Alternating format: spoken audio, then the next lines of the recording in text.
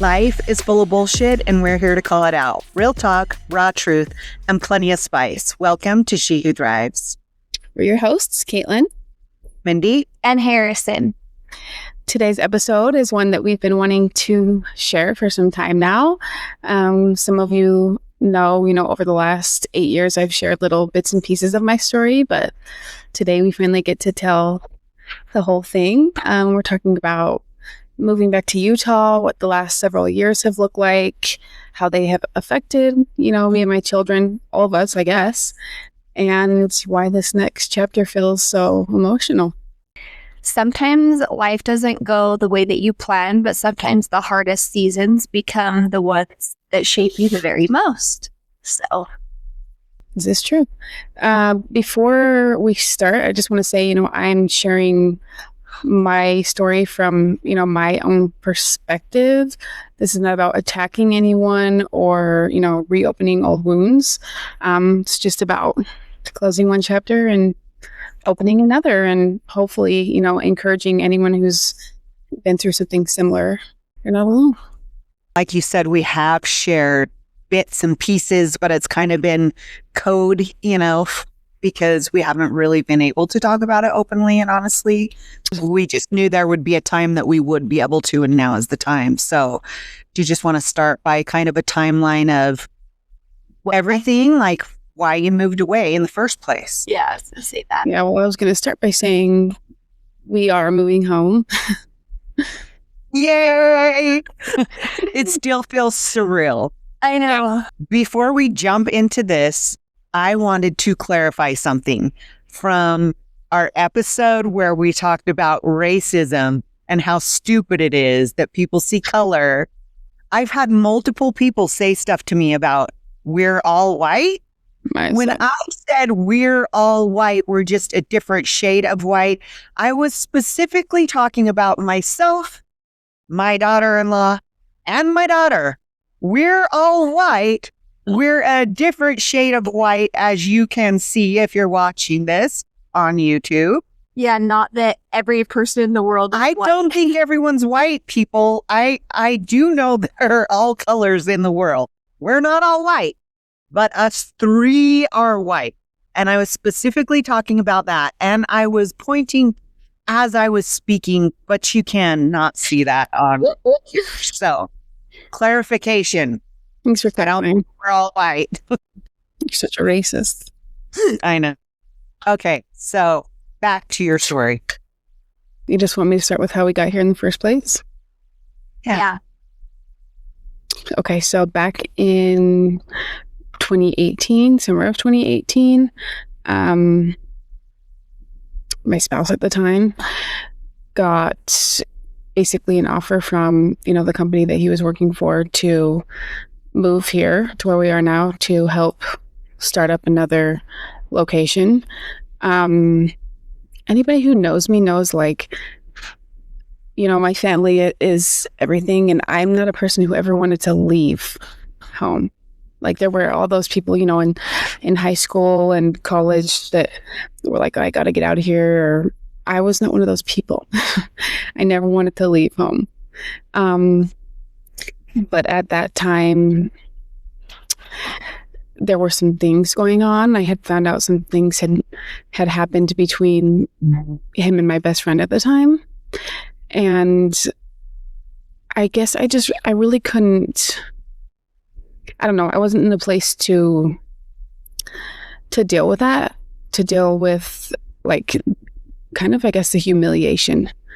I didn't want to tell anybody, like, you guys had no idea. And so for me, this was kind of an escape from that. And we did it under the impression, he signed a 2-year contract so that we would come here for 2 years and then come home. So, that's how we got here. Obviously, divorce happened before the 2 years was up, and then we got stuck here. What did life look like during those first few years of moving back there?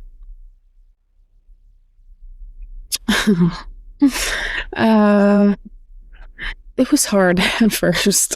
We lived in a hotel for 40 days after we got here because we were in the process of, buying a house here. So we lived in a hotel for 40 days as we went through that, which was okay, I was at least seeing people every day. And then when we finally closed on the house and moved, that was hard. I remember how much the people at the hotel loved your kids. Yeah, they were best friends. Yeah. Yeah, and then moved, and that was really hard because I wasn't seeing people every day anymore. He had gone to work, and it was just me, and I think I just cried every single day. Like I just went into a horrible depression. And you guys came and got me and the kids. What was that, September? So not that long after. And we came home for 3 weeks or so. We were there for a long time. Was it really that long? Yeah. Like when Adam came up, or different time? A different time. Okay. Yeah, just to visit. Yeah. But yeah, it was hard at first. There was a daycare down the street, like in walking distance of the house. And so I went and got a job there just so I could be around people. And that really helped, just to be around people and to talk to other people. That really helped. I started to, prioritize my health because being in that hotel, like before we left and then being in that hotel, I gained a lot of weight. Just being so depressed. And I think I ate waffles in that hotel every single morning. Hard not to. Hotel breakfast is the best. They were good. So I really started to just prioritize my health, my mental health. I remember the girls in the daycare being like, why do you get ready every morning to come here? Like, why do you put on makeup? And I was like, it's not for any of you. Like, it's for my mental health. I feel better this way, when I get up and I get ready, regardless of what I'm doing, I feel better. So I just really tried to start prioritizing those things and started to feel better. I got another job after that, working like closer to the city, serving, and just kind of started to talk to other people. I wasn't happy before I got to this state, neither of us were. I talked to, Luis, and I was like, for me, like, I know, yes, this is, your first marriage with me, but for me, it feels the same way because that was so completely different. We did not do anything together as married people. We didn't even like sit next to each other on the couch to watch a movie, like he would sit on one end and I would sit on the completely other. We didn't talk about finances. We didn't make decisions together. Like I did what I wanted and he did what he wanted. It was just completely different, and it was just like, I had a roommate all those years and it continued here. And there Didn't one of you work nights or something too when you lived in St. George, or no? So before we moved here, yes, he worked nights. I worked full-time during the day, but I also went to school. So I would go work. I would go to school on my lunch break. I would work, and I would have school at night too. And, mom would keep the kids, and, he worked nights. So it was just, completely different. And like I said, same thing here. And, then started to talk, made friends there at that new job as well and started to talk. And there were a lot of things that I didn't talk about. Like you guys didn't. I mean, I know I vented to you about all kinds of stupid things, but you didn't really know the extent of things until after. I have my own opinion as a mother. You can see how somebody's getting treated. You see how somebody is as a parent. My hell, even when he asked you to marry him, I was the one that had to do everything. She Yeah, it was like 3 ideas of what he should do. And then it was like nothing, but it was always, I felt like I was always trying to help to get something through his head to, I don't know. You know how I felt about it from the beginning. I think I made myself clear when you told me you were pregnant that you did not have to get married. It would be fine. We would raise this baby. Everything would be fine. But I think, especially here, and I think now it's different. People don't feel the need to get married anymore. Mm-hmm. But back then, you know, it's almost like the shameful thing if you don't. I get it. But this marriage was never something that I was on board for.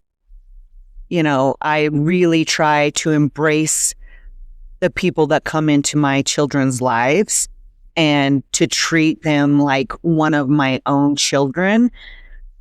And I did that with him for years and years and years.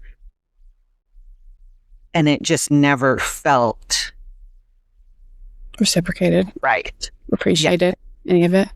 Yeah, I think it was his goal from the beginning to separate me from you.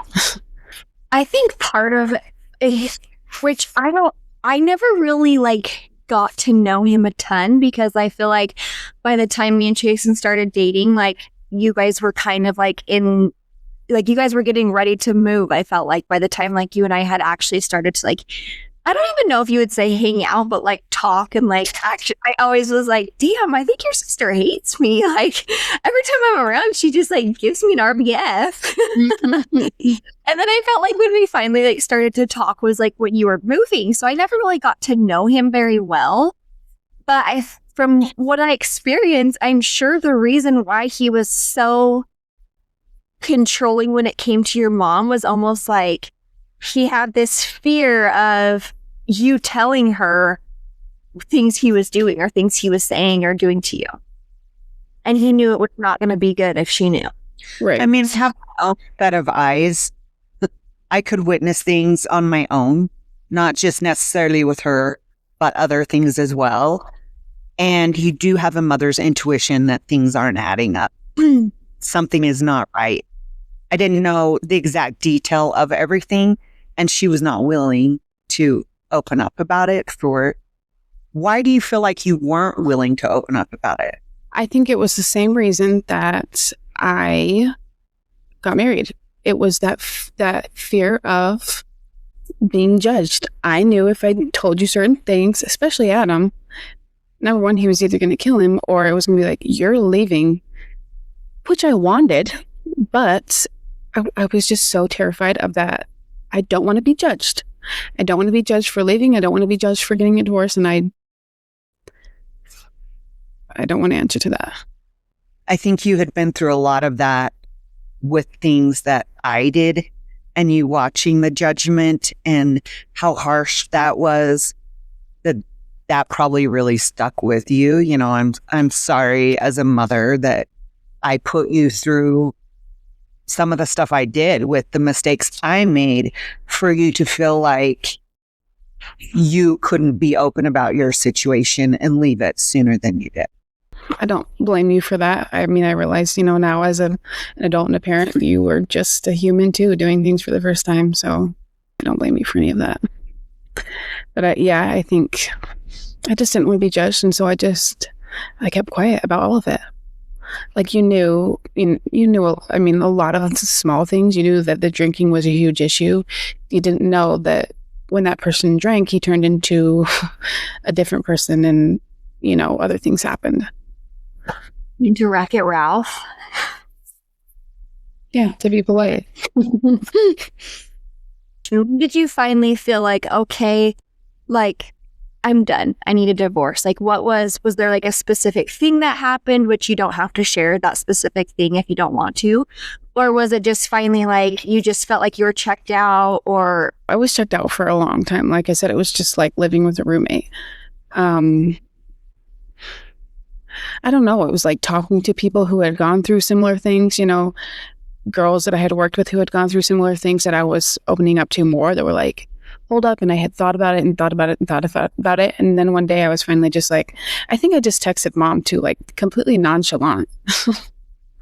I want a divorce. I'm done. Yeah, and that was basically it. And I know, I can see why now people were, you guys were confused. Like, wait, this came out of left field.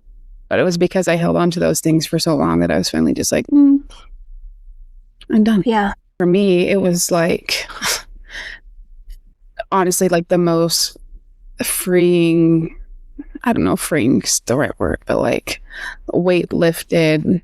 Actually, we got into a lot of arguments in front of the kids, like a lot of drunken yelling and things like that. And I remember Brecklin coming to me one day. How old was she? She was little. Mm-hmm. And she said, Mommy, I think sometimes God just doesn't want two people to be together. And I was like, yeah. If my 4-year-old is telling me this, like, it's for a reason. Yeah. Yeah, because I remember even when they lived here, or after Adam picked you up, which we can talk about that, whatever. But I remember Brecklin talking, and her and Nixon, and they were both so little, and then talking about you guys making them go outside and hearing yelling, even through like the doors shut, and realizing how bad it had been and what they had gone through as just little people, Yeah. Do we want to talk about you moving home? I mean, I can. I don't care. For the 2 months? So maybe tell that story. Okay, so after, we made that decision, it had been, I feel like months, but it had been a while. We were still in the same house, but not on the same schedule at all. So like we weren't seeing each other, like nothing. But there was a night he got super drunk. He got physical, which was not the first time. And I think I called you guys first. I think he like tackled me over like wanting my cell phone, and then was like running around outside. I think I had tried to go to a neighbor's house because every time it got to that point, it was like, I'm taking your phone and taking your keys. Like there's not really any way out. Yeah, like running around outside trying to get to the neighbor's house. And then I think he threw my phone at me from like across the lawn and and hit me with it. But called you and you were like, call the police, which is what I did. And they showed up and did nothing. Literally nothing. Since, and did you have like video of him acting this way? It was recorded. Well, You could hear the audio recording of you getting tossed and your phone getting tossed and the commotion and the words. Yeah. It was voice recorded. And they didn't do anything. No. It was basically like, because you both own this house, we can't put either of you out of it. So figure it out, basically. And I don't know how long it was after that, a few days, maybe. He booked a ticket that night for the next day. That night? Yeah. Well, his dad decided he was going to come into town because he was like, on the phone with him, of course I would never do this. And she's a liar. So then his dad came to town and we decided there were other things that were also going on that it just like was not an environment that me or the kids could stay in, and decided to get the hell out of there. So his dad came to town. They left. I packed up what I could in the car and took the kids, met Adam at the airport. Yeah, and he drove me the rest of the way home. Left him a note. And how long were you in St. George for before you had to go back? I think it was 6 weeks. Was it that long? Yeah, it was really right close to 2 months. Wow, I didn't think it was that long. Yeah. And then the judge said, get your ass back here. You have 10 days to be back. Mm-hmm. Mind you, her car was in, what was wrong with your car? I crashed it. He kicked you off the insurance. He had kicked you off the cell phone. Tell all that backstory about the job that you had right before, because you had a great job. Yeah, I was making really good money before that. We were in the middle of like a dinner rush or something. I don't know what it was. Inspectors came in and said, you're done. The guy hasn't been paying his taxes or something, and we're shutting this place down. And you weren't even supposed to be serving alcohol because you hadn't paid that. Yeah.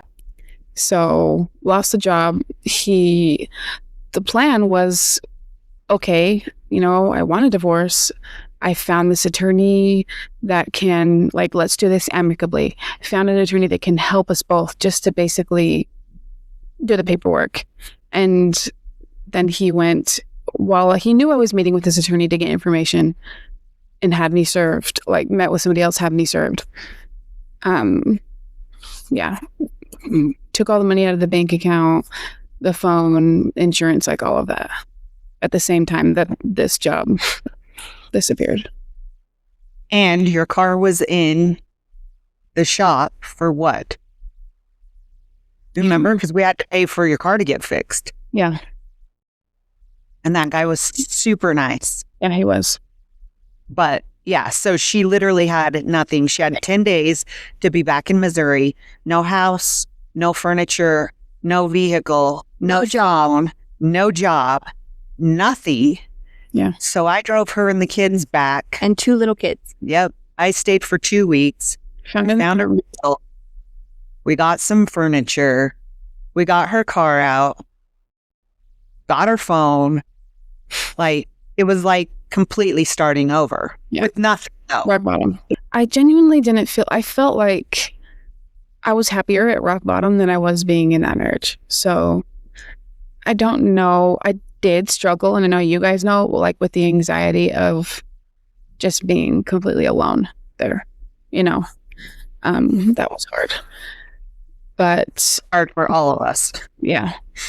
I went back to the daycare. Just tried to start over at the same time. Bracklin started to have health issues. That was right at that time, wasn't it? Mm-hmm. Right at Christmas time after we got back. Mm-hmm. And so then, dealing with that, being back there alone, and then her having these horrible life-threatening issues alone. That was a lot. There wasn't co-parenting at that time. No, at all. I mean, I don't think there is still. Yeah. True. House was being stalked 24/7, 300 calls. It was not pretty. It was very scary as a mom, having you out there on your own and wondering, you know how it was. If I didn't hear from you, I was freaking out, thinking, literally, you had been murdered.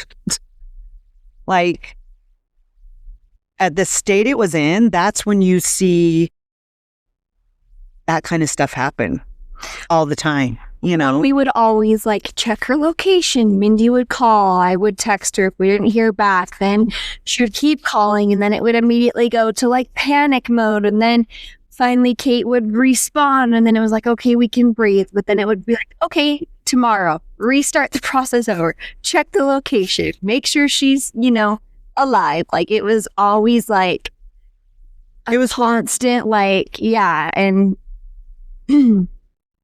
yeah. No. And if we couldn't get your location on your phone, it was at the time when you had Snapchat, and I would go look at your Snapchat location to see if the location was on there. And it was just always oh my gosh, this is rough for us, but 10 times more for you. Yeah, I didn't think about what that was like for you guys. It was horrible. Yeah. What are you most proud of for making it through that? I don't think that really comes until later, but yeah. Just this strength that I didn't know that I possessed, Mm-hmm. What kept you going when things were really hard? My kids. Well, and I think you said, this is better than even being in that marriage. So if I can survive that marriage, I can survive this. I'm going to get through it. Yeah, and you stay for so long, again, not wanting to be judged, but also thinking, oh, I'm doing this for my kids. And then your child says something like that, and you're like, holy shit. I've been doing the opposite, staying in this. Mm-hmm. What do you think people misunderstood the most about your situation? Whether it was people here. Well, I'm going to say, do you remember when you were here and we went to the Swiss Days in Santa Clara, the parade? I told Louise about that yesterday. I can't think of it. So It was just us. Yeah. it was just Kaytlen and I. We'd taken Brooklyn and Nick. And across the street from us, we were at this parade waiting for it to start. And across the street, we noticed one of his friends. And he was staring at us and staring at us and staring at us. And then he started to take pictures. I do remember that. And it didn't end. Mm. And I would like wave and like make faces, and then it got to the point where you She went only across the push- street. you only push so far. And I marched my happy ass across that freaking street and I lost my shit on this guy. And his wife was sitting there just like not even knowing what to do. One of the guys that used to work for us at the ambulance office was standing there, and he had kind of walked over there with me just to have my back. And I just lost it, And of course, he was hearing a different story from... What did he say? Like, what did he even He was say? taking pictures to send to ex-husband because ex-husband was saying she had kidnapped the kids and he wasn't seeing them and she wasn't allowing them to talk to him, and which was all bullshit. Mm-hmm. And we had proof of that right there. And I was like, no, and why are you taking pictures of these kids? Yeah, that's weird. That's not okay. And you don't even know the story. Like, why do you think she left? You think she just left because she wanted to just leave and take the kids away? Yeah. No. There's a reason, buddy. Yeah, I just remember being heated. You can't remember how things you say when you're like that heated. Even like immediately after, you're like, what did I even say? Oh, I was fuming pissed. Yeah. Yeah. And he ended up leaving the Mhm. parade. I would too. I'd be like, damn, that was embarrassing for myself. I'm going to see myself out. His wife left, but yeah. Everyone knows you don't F with my family. That's one thing you just don't F with. No. Going through all this, we did hire an attorney from Kansas City that we thought was going to be this amazing attorney. Ended up being worse than having your dog represent you, basically. I wouldn't have done a better job, yeah. You're so Like, Maggie's like, They had. it would have. No objections, no. She didn't ask me questions. She didn't really any evidence into it. Like, he pretty much stood up there, said his manipulative story. lies Mhm. that he's so good at. And well, that's the only thing he's good at. it's really sad because I want him to be this great father that's in his kids' lives, because I know what that's like watching you guys not have your father in your life. It is so hard for kids, but I want him to be the kind of father that he should be. He has a real problem with blaming everybody else for his shit and saying that everybody else is lying. The kids have been lying about stuff this whole time, supposedly. Once Kids don't lie when they're 3 years old. Well, the problem is that They're saying. exactly. You can ask a kid something and you can know if they're lying, because if you ask them 10 days later, the story's going to change somewhat because they can't remember their whole life. Mhm. You ask these kids, their story's never going to change about anything. And it's just sad that it took a literal blood test for the alcohol for him to not be able to say that the kids are lying about it. Because now it's in black and white proof.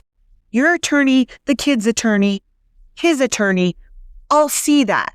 The kids are not lying about how bad this is. Yeah.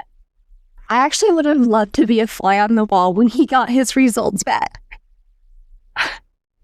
My only hope is that his parents, if they don't know, maybe they'll hear this. I think his parents owe you a giant apology. Oh, they most definitely. The thing is, I tried to reach out to his mom before court started for help. I remember. And it was that basically my kids were dramatic and sensitive, and that was it. That's how it's always been. Because Brecklin said she tried to talk to the other grandma as well. She's seen problems with her own eyes. She knows. It was just, you're jealous because his girlfriend has kids. Like, no, you don't do that. As a grandma, my job, even above you kids, is to protect my grandchildren.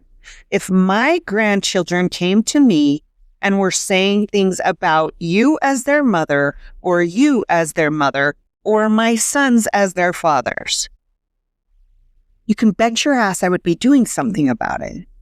Because my job now is to protect those little people first. You guys are grown-ass adults.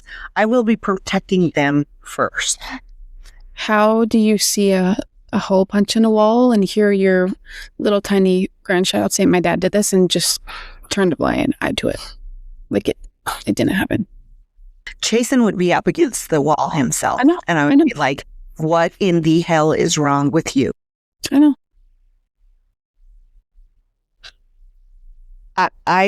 I hope that they can realize that he really does need some help.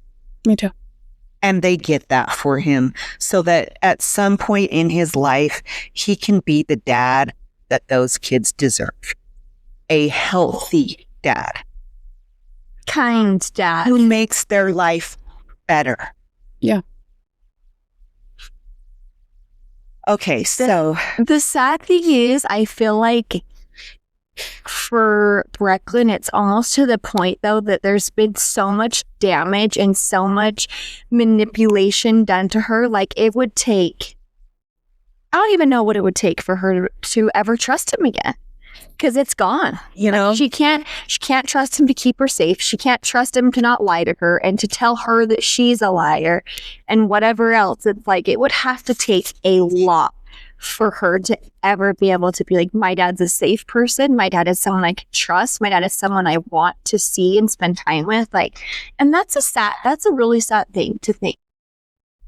Brecklin is still, I don't think her ever want his love or approval is ever going to go away, No, which never. is sad.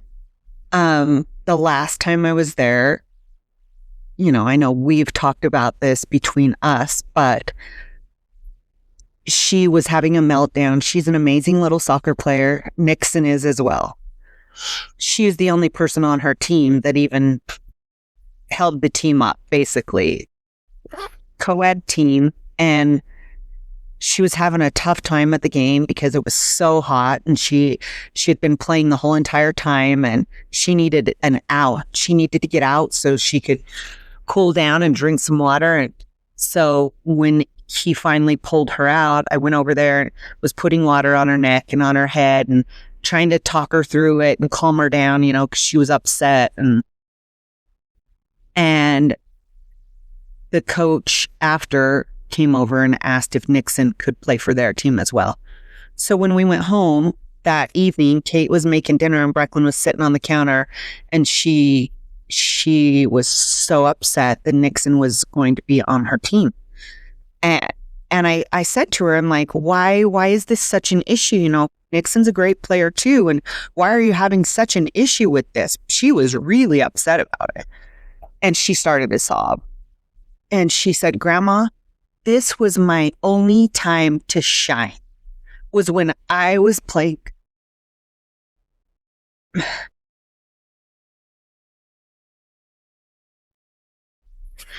It still breaks my heart every time I think about it. She was just sobbing. And she said, was my only time to shine for my dad, because everything else, it's Nixon, Nixon, Nixon.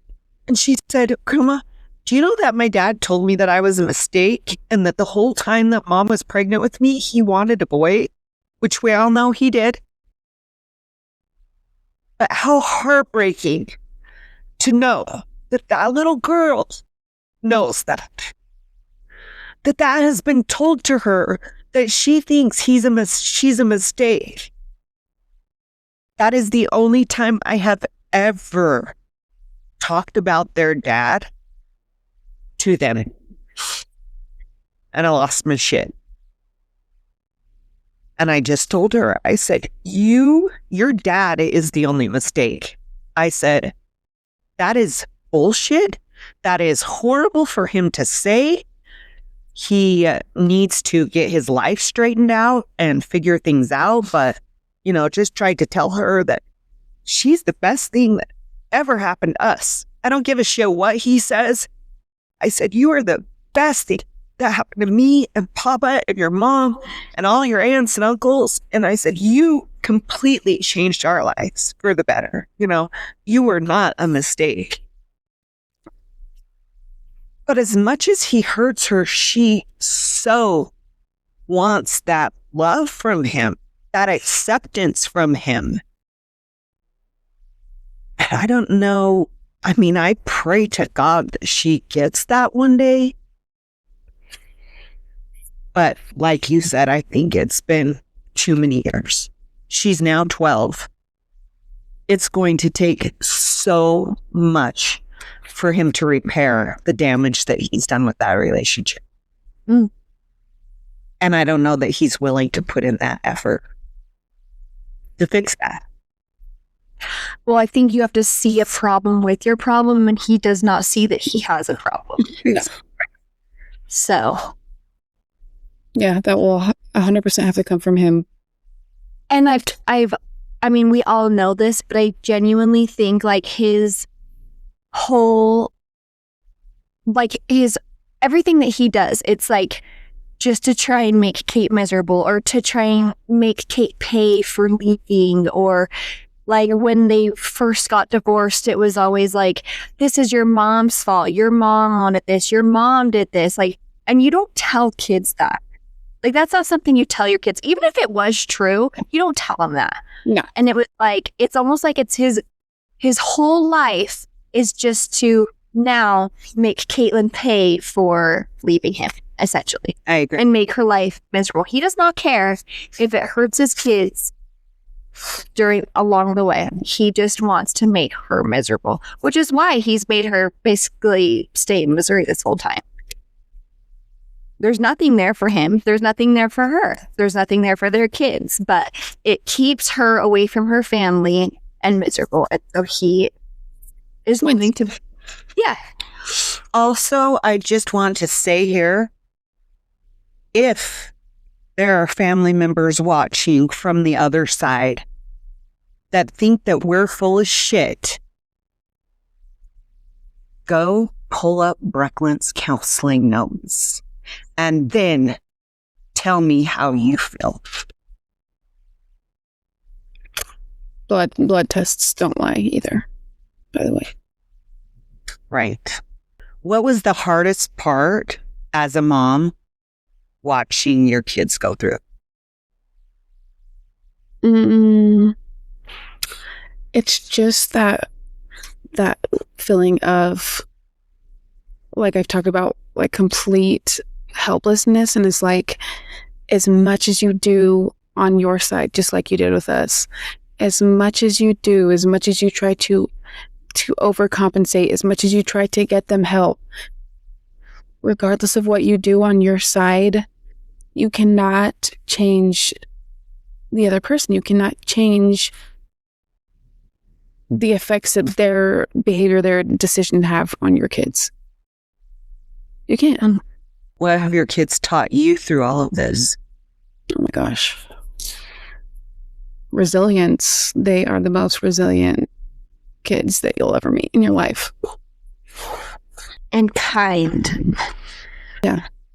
we've talked about how you met Luis and how all of that happened and you're blending your family, you know. I've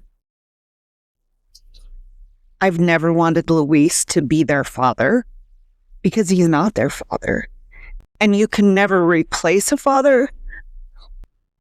But I will always be so grateful that he is the kind of stepdad that he is to those kids. Because they need that.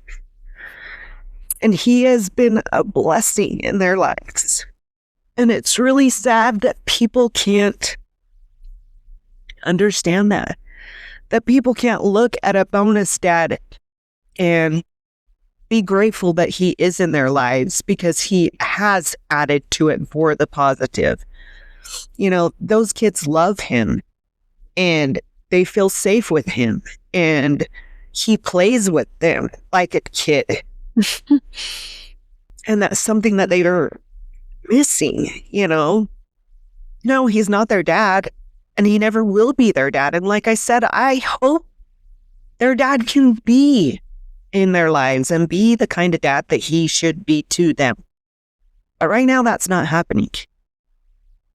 And I will forever be grateful that Luis has filled that position as a great bonus dad. Yeah, I can't even imagine what things would look like now without that positive, you know, male influence in their life. I really can't. Okay, so you're coming home. What are you most excited about to be moving home? I was telling him yesterday, we were in the car. I like just, I don't know. I cannot stop thinking about just being with my nephews all the time and being with my brothers and you guys all the time. Like doing nothing, just being around you. No. Sunday dinner. Yes. Sunday dinner. We watched a show about it's like two brothers and a sister, and they started doing rotating houses to do like Sunday or Saturday brunch or something, you know, every week. Just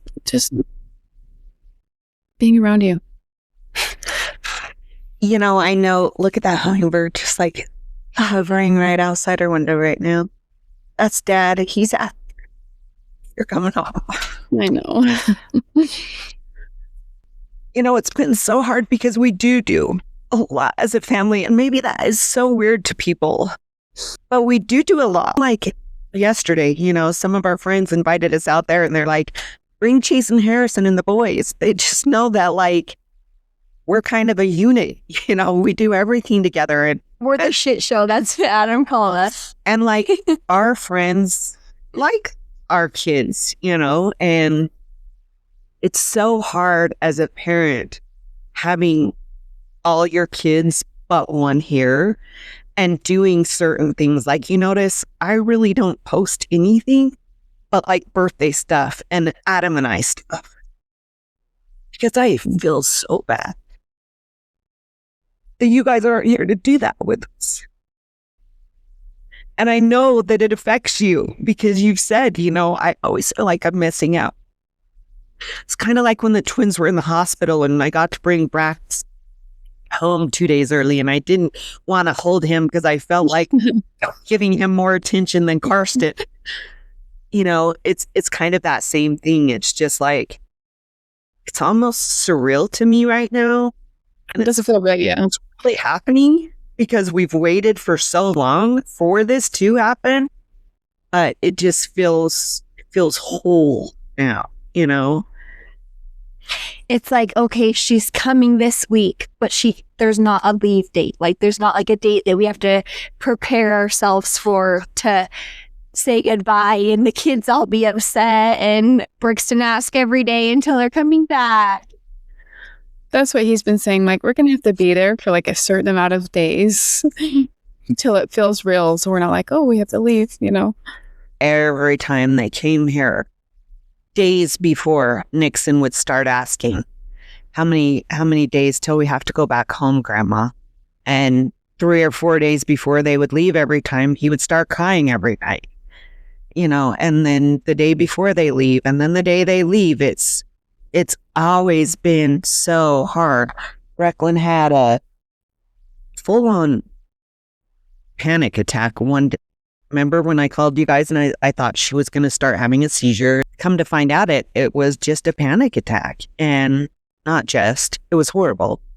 But, she was crying uncontrollably and her heart was racing and she didn't know what was going on with her. And, we had that big long talk and she said, Grandma, as much as I love coming here, I hate it because I know I have to leave.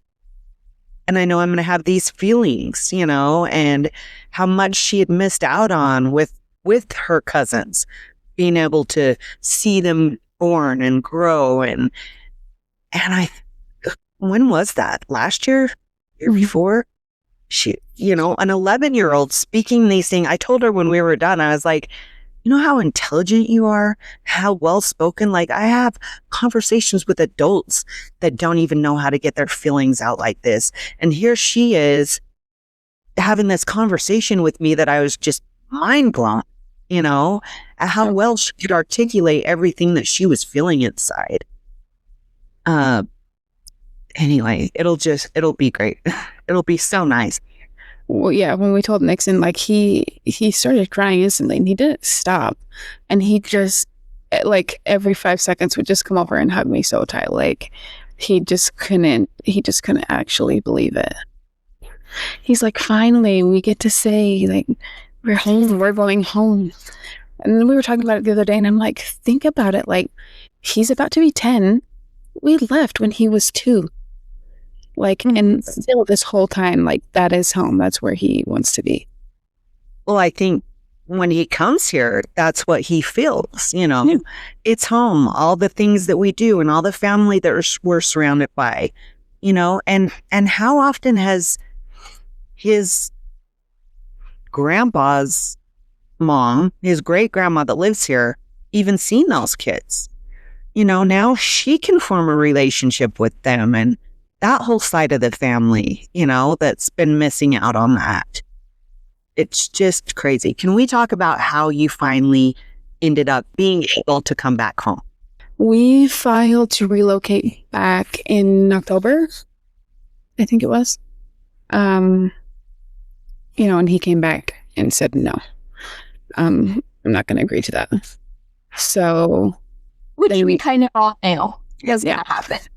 So then we, filed again, basically to modify custody as well.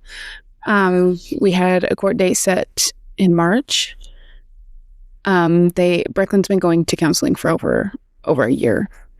They got my attorney got some of her counseling notes and had to take it to his attorney, and then they had to go in front of a judge, because some of it, is along that line of like neglect or abuse. So then they had to appoint a guardian ad litem for the kids, an attorney for them.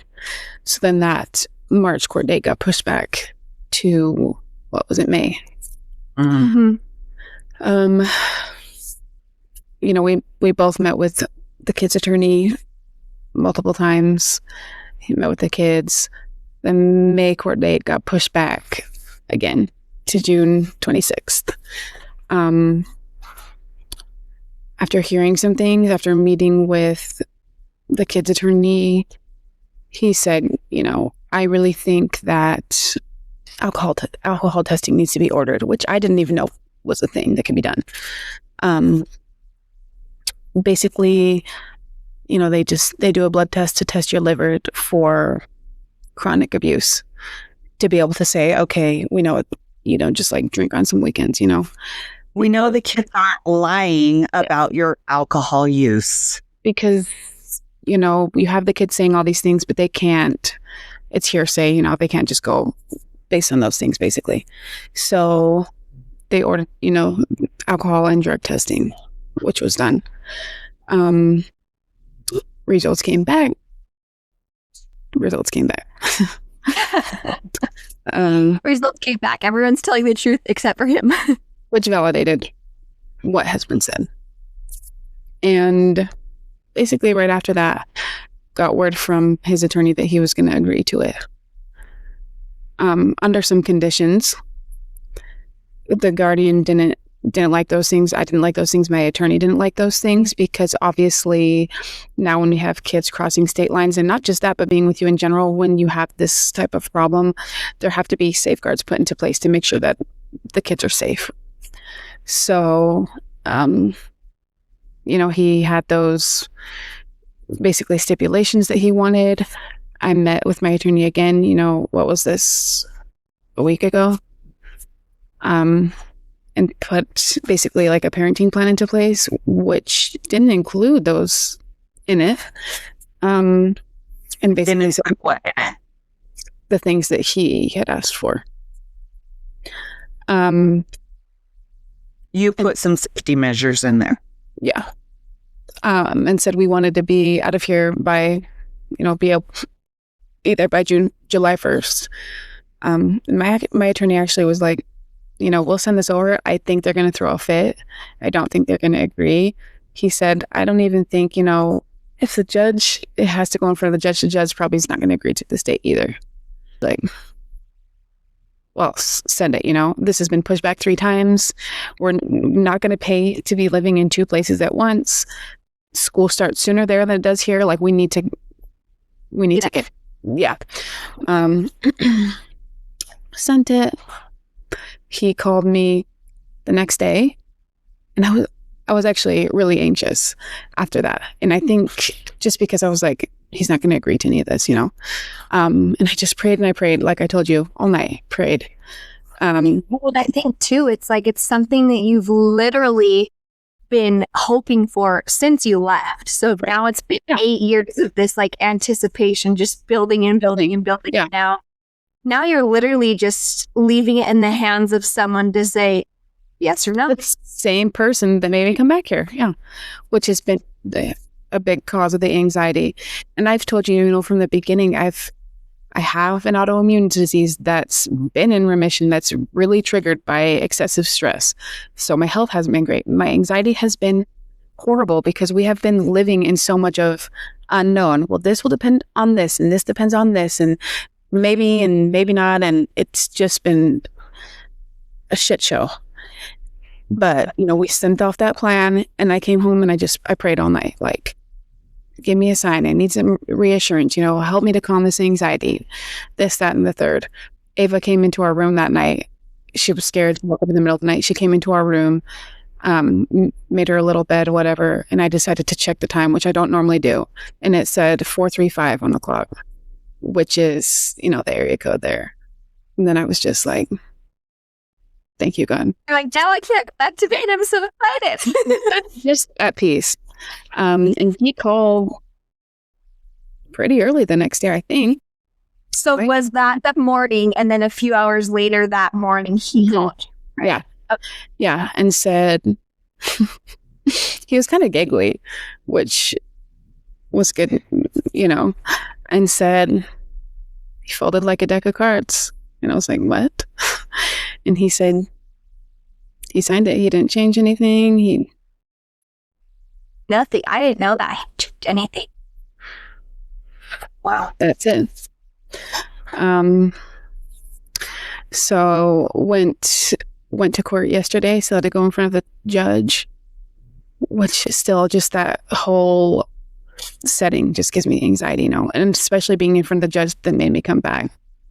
And to hear him say, the court approves this is in the best interest of the children. I really tried not to fall apart, because, when I got the call the first time that he was willing to, I sobbed and I sobbed and I sobbed. But yesterday morning, they signed off on it, and the judge already signed off. They already have the papers and everything. So will you guys be in St. George by the 1st, or are you guys leaving Missouri on the 1st? We will be there by the 1st. When this comes out, we'll be there. We're on our way. When you guys came down for the reunion, and the whole time I was like, oh, I just don't want it to end because I know they have to leave. And then when you guys were packing up and Ava came and hugged me and she said, Auntie, I don't want to go home. And I just sobbed. And then I looked at you and I, like, the look on your face was just like, oh, I hope we're coming back. And I just held her and she just kept crying and crying. And then, you know, Brecklin came over and I was hugging her and I was like, please, God, just let them come home, you know? And it just feels crazy to know, like, it's over. Like, the worry is over. The hurt is over. Like, we get to see you every day. And just knowing, like, that those poor kids are finally out of, like, the toxic environment and, like, just straight up abuse. I mean, that's what it is. You know, we don't need to sugarcoat it. They were being abused, whether it was physically, emotionally, you know. Verbally, it was mentally. abuse. I don't think you think, you know, like I thought, okay, I was leaving those things. I never thought that they were going to have to experience it. And then, you know, hearing your kids talk about things that you already went through is like this PTSD that, like, you can't even explain. Well, I remember right after the divorce happened and Brecklin being 5 and Nixon being 3 at the time, and her telling us one time when she was here how he used to get his camera out, his phone, and video record them and make them say lies about mom on his phone. Yeah, I remember. And this is coming from a 5-year-old. And you're like, what is he doing? Like, what is he doing? Yeah, some of it just makes you so sick. I'm like, I think I had told you too, like, well, we were driving the car yesterday and I'm like, I can't imagine, like, I'm here in the passenger seat, but I can't imagine Louise having been my parent and being obliterated with me in the car and being like, this is the person that's supposed to keep me safe. And I feel everything but safe right now. And here you are yelling at your parent to get back on the road and you're petrified and you have no idea what to do. And now every time you get in the vehicle with that same parent, you're petrified. Not just that same parent. Me. I can't imagine being a child having to wake you up on school days because you're drunk as a skunk and you're sleeping through your alarms and you're not waking up. And then have to throw up all morning. I cannot imagine that. Think about, you know, like, things that make you so anxious or things that stress you out so bad. Like, certain things, like, some people hate concerts, they hate crowds, they hate whatever. Think about that thing and think about how anxious and scared you feel. And now think about being a kid that has to go through that weekly. Every single time that you go to your other parent's house, it's your anxiety is ramped up. And then you feel sick. And then, you know, you feel all of these feelings. And then you go back to, you know, your mom's house and you can finally breathe for a second. But then you know that same feeling is going to be coming back because then you have to go back to that parent's house. And it's just this never ending cycle. Like, imagine what that's doing to their little nervous system all the time. Just feeling like that. Yeah, always. And you know, there is going to be people, like I said, that listen to this and don't believe what we're saying because we're talking. But like I said, there is proof. There are counselor's notes that you can read from every Monday session that this child has gone to. Yeah. And she's been tested for PTSD from that counselor, who actually is a counselor that testifies in court, mind you. She scored 45 points over high, Kate? 48. 48 on her PTSD test. She was 11 at the time. That's not normal. There's a reason for that. Come back over here and sleep, just crash, like just a full nervous system crash and sleep and for hours and hours and hours and hours. Well, you can't sleep when you're terrified. Well, she said that all the time. She said she doesn't sleep over there. So anxious, like, not to compare it to like postpartum, but think about that. When I was so anxious, I couldn't sleep and my body would be shaking. And I'm like, I cannot imagine being a child and feeling that way all the time. Because it was always like, oh gosh, like, please just let this feeling go away. And that's what I always think about. I'm like, these kids feel like this all the time. Yeah.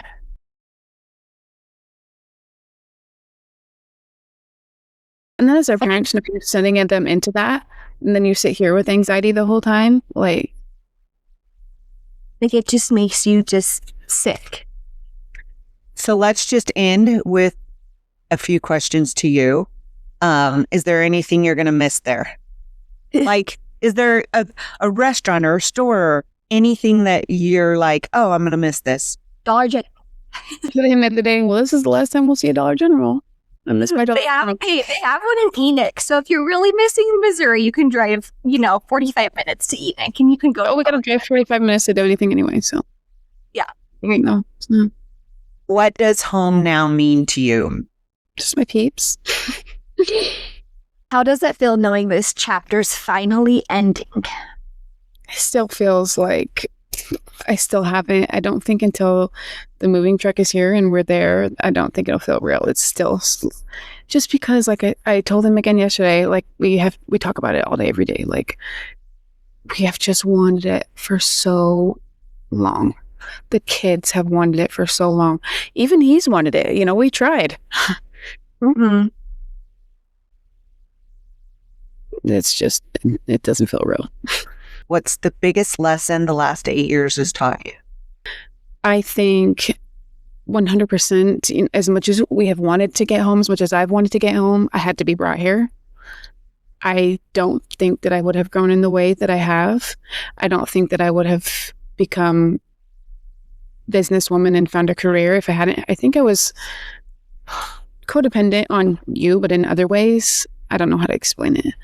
I don't think I would have pushed myself. I don't think I would have learned, how strong I am, how independent I can be. I do think I needed it. Maybe not this long, but you're like, damn, I learned my lesson. Can I please come home now? If someone feels stuck right now, what would you tell them? Don't give up. There were so many times where I just wanted to, especially like we would go visit and I'd come back here and I would just feel homesick and stuck and just, don't get stuck. Don't stop trying. Don't stop moving. Like, it'll happen for you. It's one of the things that I had to really learn and lean on was that, like, you have to trust God's plan for you and it's all in his timing. And I know that those are things that I really didn't understand, when I wanted it to happen on my time. But I do realize as things have happened and years have gone on, it happened the way that it did in the time that it did for a reason, even with all the delays in court and being like, what the hell? It all happened that way for a reason. If certain things hadn't happened, this might not be the outcome right now. So, it's all in his timing. So where's the first place you're going when you're officially home? Your house? Besides my house. It's funny because I was like, she's going to say your house. I don't know. Luis and I said we're going to get burritos because, he's obsessed with burritos. So. Do you really have a burrito place? The breakfast burritos. No, we don't have anything. One thing I will say, like, as much as I'm like, I'm not going to miss anything, none of us are, we're ready. We have, like, our family because of Missouri, and I think that's another thing that, yeah, Ava wouldn't be here. Yeah. Or the other two. Yeah. What's one word to describe this chapter? Healing. It's a good one. Yeah. Sometimes coming home isn't about the place. It's finally finding peace and watching someone fight so hard for their family and finally get to start a new chapter. This week's tip is to remember that just because life takes longer than expected, that doesn't mean that you're on the wrong path. Healing isn't linear, and neither is life. Keep showing up, keep believing, and don't give up on the future you're working towards. Sometimes the best chapters take the longest to begin. Absolutely. Thank you for joining us on this week's episode of She Who Thrives. Don't forget to like, subscribe, and share with a friend. We will be back next Wednesday all together in the same spot. Yay! With a brand new episode. But until then, remember, no matter what you're doing, do it to the best of your ability and always strive to thrive.